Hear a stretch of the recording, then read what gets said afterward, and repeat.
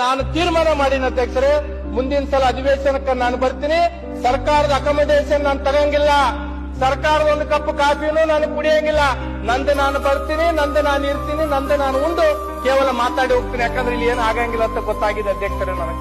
ಇವತ್ತು ಸರ್ಕಾರ ಈ ಕಡೆ ಬಂದವರು ಇವ್ರ ಮೇಲೆ ದೋಷಣೆ ಮಾಡ್ತಾರ, ಈ ಕಡೆ ಕುಂತವ್ರು ಇವ್ರ ಮೇಲೆ ದೋಷಣೆ ಮಾಡ್ತಾರ. ಈ ಕಡೆ ಕುಂತವ್ರು ಕೆಲಸ ಮಾಡಿಲ್ಲ ಅಂತ ತಿಳ್ಕೊಂಡೆ ಅವ್ರನ್ನ ಆ ಕಡೆ ಕಳ್ಸಿ, ನೀವೇನ್ ಮಾಡಿರ ಅಂತ ಇವ್ರಿಗೆ ಕೇಳ್ತಾರೆ. ಇವ್ರು ಕೇಳೋದು ಅವ್ರು ಕೇಳೋದ್ರಾಗೆ 10 ದಿನ ಹೋಗ್ತದ.